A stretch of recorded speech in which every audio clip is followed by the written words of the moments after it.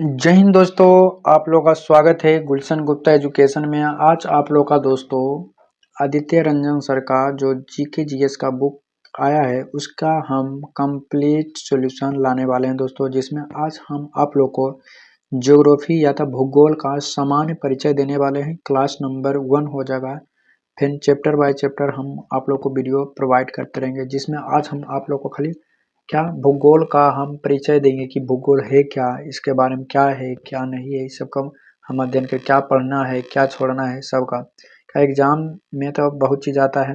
यह book GK के लिए बहुत ही बेस्ट है दोस्तों। और दो एग्जाम वनडे एग्जाम के लिए तो साथ ही साथ मैंने सेंट्रल लेवल के जैसे रेलवे हो गया, रेलवे और एसएससी, ये दोनों के लिए हेल्पफुल होगा। तो साथ ही साथ स्टेट लेवल के लिए भी होगा, जीके सब के लिए हेल्पफुल होगा। अब भूगोल देखिए, भूगोल है क्या, तो भूगोल स्थानों का अध्ययन है। भूगोल जो है स्थानों का अध्ययन है, जरूर समझना का भूगोल जो है स्थानों का अध्ययन है। जहाँ स्थान का अध्ययन, यह मनुष्य और उनके पर्यावरण के बीच संबंधों का विश्लेषण करता है। मतलब भूगोल कहता है स्थानों का अध्ययन, जहाँ स्थान है वहाँ भूगोल है, जहाँ स्थान है वहाँ भूगोल है, इसका हम अध्ययन करते हैं। जैसे मंदिर है, पहाड़ है, नदी है, समुद्र है, ये सब क्या है स्थान में है, तो यह भूगोल है। यह मनुष्य और उनके पर्यावरण के बीच संबंध को विश्लेषण करता है, मतलब वो दोनों के बीच में संबंध स्थापित करता है। अब भूगोल के देखिए प्रकार, तो भूगोल दो प्रकार के होते हैं दोस्तों। पूछेगा भूगोल कितने प्रकार के होते हैं, भूगोल के प्रकार तो दो, एगो भौतिक भूगोल होता है, वो मानव भूगोल। वो होता है भौतिक भूगोल, होता है वो मानव भूगोल। भौतिक भूगोल और मानव भूगोल, भूगोल कितने प्रकार के, दो। तो भौतिक भूगोल और मानव भूगोल दो प्रकार के होते हैं। अब भौतिक भूगोल में हम क्या पढ़ेंगे इसके बारे में देखें, तो देखिए इमेज के साथ भौतिक भूगोल में हम नदियों के बारे में पढ़ेंगे, भू आकृतिक विज्ञान, भू आकृति विज्ञान, भू आकृति विज्ञान, भू आकृतियों और पृथ्वी की सतह का आकार देने वाली प्रक्रिया है, उसे भू आकृतिक विज्ञान कहते हैं। भू आकृतिक विज्ञान कहते हैं, भू आकृतिक विज्ञान कहते हैं। इसमें देखिए जलवायु विज्ञान हो जाएगा, जलवायु जलवायु जो है जलवायु प्रतिरूप और दीर्घकालिक मौसमी घटनाओं का अध्ययन होता है। इसमें जितना भी मौसम से संबंधित, जल से संबंधित होता है उसे जलवायु विज्ञान का, जैसे बारिश आना, बादल फटना, सब क्या है जलवायु विज्ञान है। अब है समुद्री विज्ञान। समुद्री विज्ञान पृथ्वी के जल संसाधन के वितरण और उनकी गतियों का अध्ययन करना। जैसे समुद्र में लहर होता है या सुनामी आता है, इसे हम समुद्री विज्ञान के अंतर्गत पढ़ा जाता है। पृथ्वी के जल संसाधनों के वितरण और उनकी गतियों का अध्ययन करना से समुद्री विज्ञान के अंतर्गत आता है। मृदा विज्ञान, और मृदा मतलब मिट्टी कितने प्रकार के होते हैं। मृदा के स्थानीय वितरण, गठन और वर्गीकरण का अध्ययन से कौन सा मिट्टी में ज़्यादा उपजाऊ होता है, कौन सा मिट्टी में कम उपजाऊ होता है, कौन हल्का कौन इसे हम मृदा भूगोल में हम पढ़ेंगे। अब है मानव भूगोल। मानव भूगोल में क्या पढ़ेंगे, सामाजिक भूगोल पढ़ेंगे। सामाजिक, समाज और भूगोल स्थानों के बीच संबंध स्थापित करता है, उसे सामाजिक भूगोल कहा जाता है। ऐतिहासिक भूगोल, ऐतिहासिक घटनाओं, स्थानीय पहलुओं को समय के साथ अध्ययन करना, मतलब ऐतिहासिक घटना में जो होता है उसे ऐतिहासिक भूगोल कहते हैं, उसे का अध्ययन करना। राजनीतिक भूगोल हो जाता है, राजनीतिक सीमाओं, स्थानीय पहलू का अध्ययन करना। कोई भी देश एक दूसरे से बंटवारा होना, उसे राजनीतिक सीमाओं के स्थान से पहलुओं का अध्ययन करना उसे। आर्थिक भूगोल होता है, आर्थिक गतिविधि, स्थान वितरण और स्थानीय संगठन का स्थापना, एक दूसरे देश से मिल जाना, उसे आर्थिक इनकम के बारे में करना, उसे आर्थिक भूगोल के अंतर्गत आता है। जनसंख्या एवं अधिवास भूगोल, मानव जनसंख्या वितरण और निवास पैटर्न, मतलब कितना आदमी गया है कितना आदमी आया है, उसे हम जनसंख्या पढ़ने वाले हैं।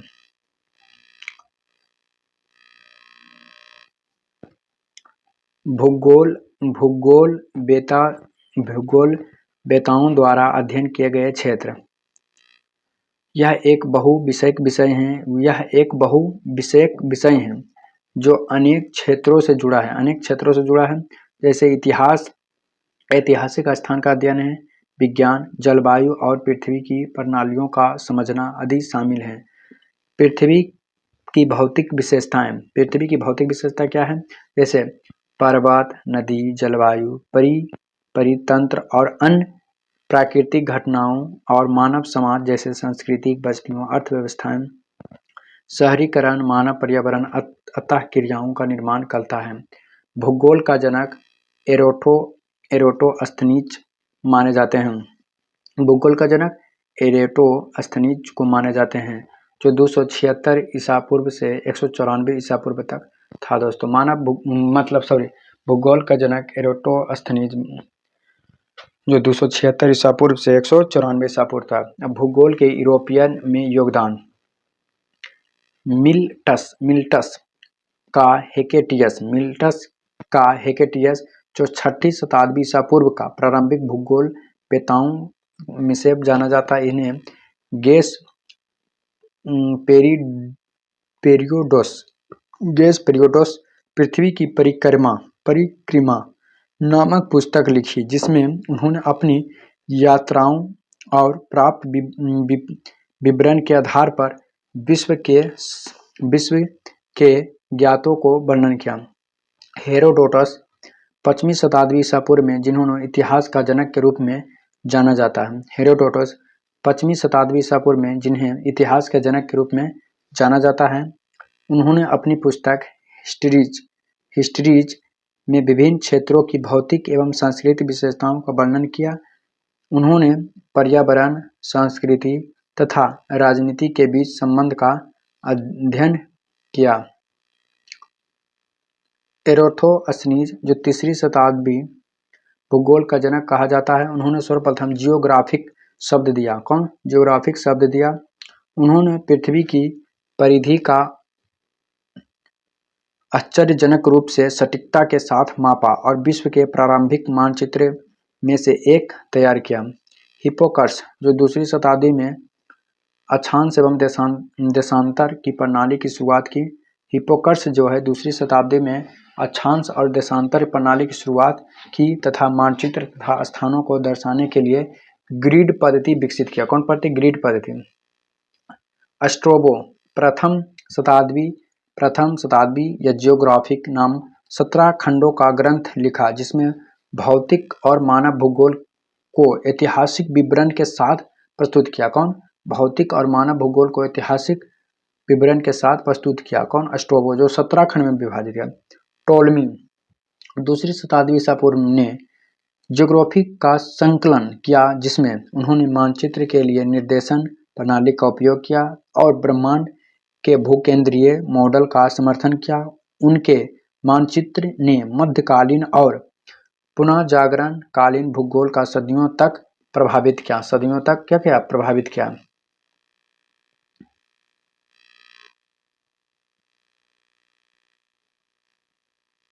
जिसमें देखिए पार्ट बाय पार्ट है।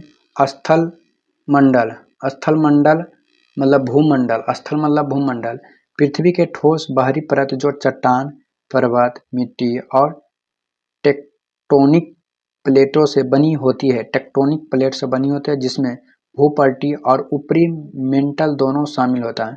इसमें भूपट्टी और ऊपरी मेंटल दोनों शामिल होते हैं, उसे स्थल मंडल या भूमंडल कहते हैं। दूसरा हो जाएगा जलमंडल। जलमंडल में हम लोग पृथ्वी पर सभी तरल जल जिसमें महासागर, नदी, झील और भूमिगत जल शामिल हैं। यह जलवायु जल चक्र यह महत्वपूर्ण भूमि निभाता है। उदाहरण में प्रशांत महासागर, गंगा नदी, लेक विक्टोरिया। भूमिगत जल यह सब क्या है? जलमंडल का भाग है। जलमंडल का क्या है? भाग है। तीसरा हो जाएगा वायुमंडल। पृथ्वी को घेरे हुए गैसों की परत जो श्वसन, मौसम और जलवायु नियंत्रण के लिए आवश्यक है। यह हमें पराबैंगनी किरणों UV रे से भी संरक्षण देती है। उदाहरण के लिए ऑक्सीजन, नाइट्रोजन, बादल, तूफान, ओजोन परत। चौथा है जीवमंडल। पृथ्वी पर जीवन का क्षेत्र जिसमें सभी जीवित प्राणी और परितंत्र शामिल होते हैं। यह सभी अन्य मंडलों के साथ परस्पर क्रिया करता है। उदाहरण में वन होगा, प्रज्वल भित्ति, जानवर, मानव। विक्टोरिया शब्द का निर्माण हुआ है जो ऑस्ट्रेलियाई भूविज्ञान जो सन 1875 में। हिममंडल, जलमंडल का जमे हुए भाग, जलमंडल के जमे हुए भाग जो पृथ्वी की जलवायु और समुद्र स्तर को नियंत्रित करने में महत्वपूर्ण होता है, जिसे उदाहरण में हिमनद, समुद्री बर्फ, हिम चादर, हिम मतलब बर्फ, अस्थाई जमी बर्फ, जिसे हम क्या है हिममंडल में होता है। ये पृथ्वी के मंडल हैं दोस्तों। अगला पॉइंट हो जाएगा भारतीय भूगोल में योगदान। जो भारतीय भूगोल है इसमें क्या क्या योगदान कौन कौन से दिए हैं, कौन कौन भी व्यक्ति योगदान दिए हैं, उसके बारे में हम चर्चा करेंगे। पहला है आर्यभट्ट। पहला कौन से है? आर्यभट्ट है। 25वीं शताब्दी में दिया था। यह प्रस्तुत किया कि पृथ्वी अपनी ध्रुव पर घूमती है, पृथ्वी अपनी ध्रुव पर घूमती है, और पृथ्वी का आकार पर चर्चा की है। पृथ्वी के आकार पर चर्चा की कह रहा है आर्यभट्ट, कहता है पृथ्वी अपने ध्रुव पर घूमती है और पृथ्वी की आकार पर चर्चा किया। सूर्य सिद्धांत में पृथ्वी के आकार गोलाकार है। सूर्य सिद्धांत में पृथ्वी का आकार कैसा है? गोलाकार है। आकार मान स्थानीय समय और ग्रहों के गति का व्याख्या किया है। कौन? आर्यभट्ट ने किया था। ब्रह्ममिहिर, अगला पॉइंट, अगला व्यक्ति है दोस्तों ब्रह्ममिहिर, जो 6ठी शताब्दी से अपनी बृहद संहिता में वर्षा, पवन और मौसम, भूकंप की व्याख्या की है, जो पर्यावरणीय अध्ययन का प्रारंभिक रूप था। तीसरा पॉइंट हो जाएगा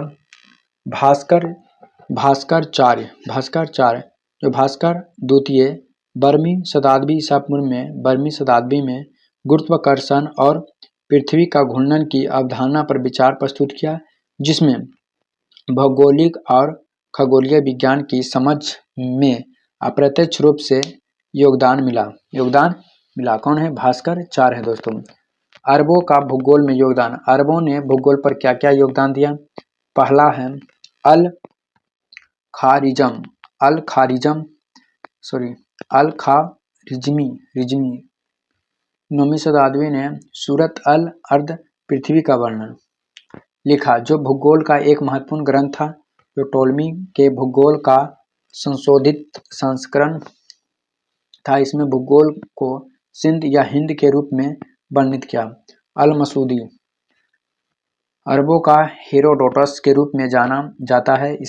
उनके द्वारा जलवायु क्षेत्र, व्यापार मार्ग और विभिन्न क्षेत्रों के भूगोल का वर्णन है। अल बरूनी 11वीं शताब्दी एक फारसी बहुविद थे, जिन्होंने महमूद गजनबी के साथ भारत यात्रा करने के बाद किताबुल हिंद भारत की पुस्तक लिखी, जो भारतीय संस्कृति, भूगोल, धर्म की गणित का विस्तृत अध्ययन है। अल इरादिसी 12वीं शताब्दी ने सिलील के राजा रोजर द्वितीय के लिए टेबुला रोजेरियन नामक विश्व मानचित्र तैयार किया, जो मध्यकालीन काल के सबसे सटीक मानचित्र में से एक था। इवान बतूता 14वीं शताब्दी में मोरक्को यात्री अफ्रीका, एशिया और यूरोप की यात्रियों की उनके यात्रा वृत्तांत में उन्हीं सभी स्थानों का वृत्तांत विवरण है प्रदान किया, जिन्होंने भ्रमण किया। भारत में शामिल है मार्को पोलो।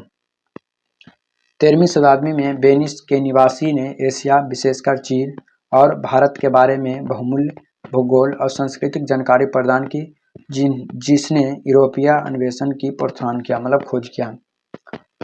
अगला देखिए चैप्टर तो अब स्टार्ट होगा दोस्तों, ब्रह्मांड और सौरमंडल। चैप्टर 1 अब स्टार्ट है। इसमें हम परिचय खाली भूगोल के बारे में देखें, भूगोल कैसे उत्पन्न हुआ, कौन इसका क्या मंडल है, क्या की है, इसमें हम अपना अध्ययन किया है। कि पार्ट 1 होगा, क्लास नंबर 1। अगला हम क्लास नंबर 2 में हम भूगोल का ब्रह्मांड और सौरमंडल के बारे में पढ़ेंगे। वीडियो अच्छा लगे तो चैनल को सब्सक्राइब, वीडियो को शेयर करें।